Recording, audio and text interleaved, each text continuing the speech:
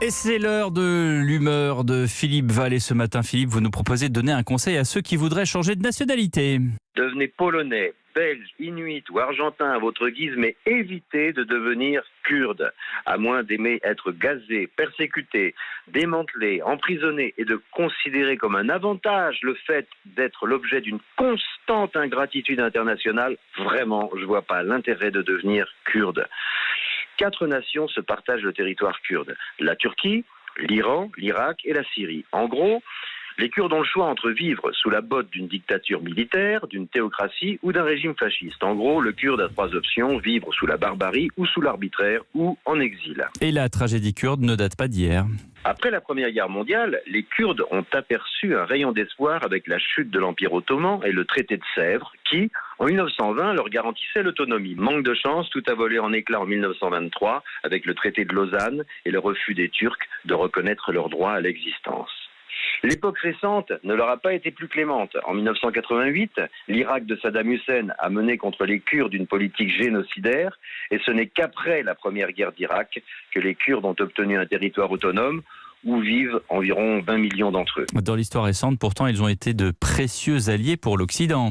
Et comment ? Venons-en en 2014 et à l'apparition de l'organisation État islamique.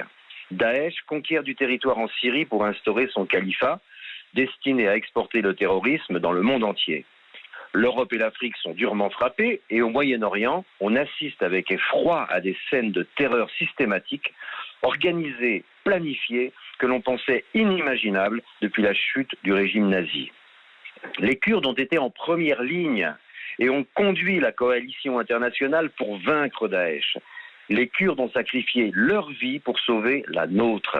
Il est à noter que les femmes kurdes de l'unité de défense de la femme ont mené des combats héroïques contre Daesh, contribuant significativement à la victoire. Dans cette région, les femmes qui jouent de plein droit le même rôle que les hommes sont assez rares, évidemment, sauf chez les Kurdes. Après la victoire sur Daesh, l'armée turque est entrée en Syrie pour massacrer les Kurdes sous les yeux de l'Occident.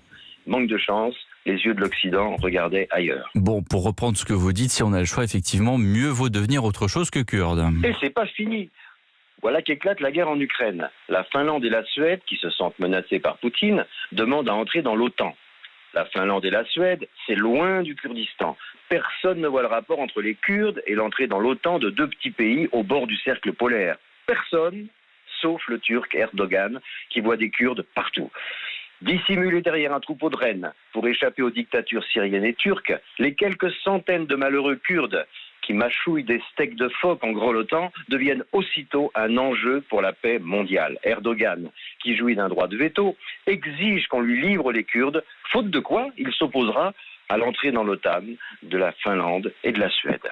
Finalement, Erdogan cède contre la promesse qu'on étudiera les cas susceptibles d'être extradés. Espérons que pour une fois, on fera preuve de loyauté en trahissant notre promesse. Donc si je comprends bien, kurde, c'est pas une sinécure.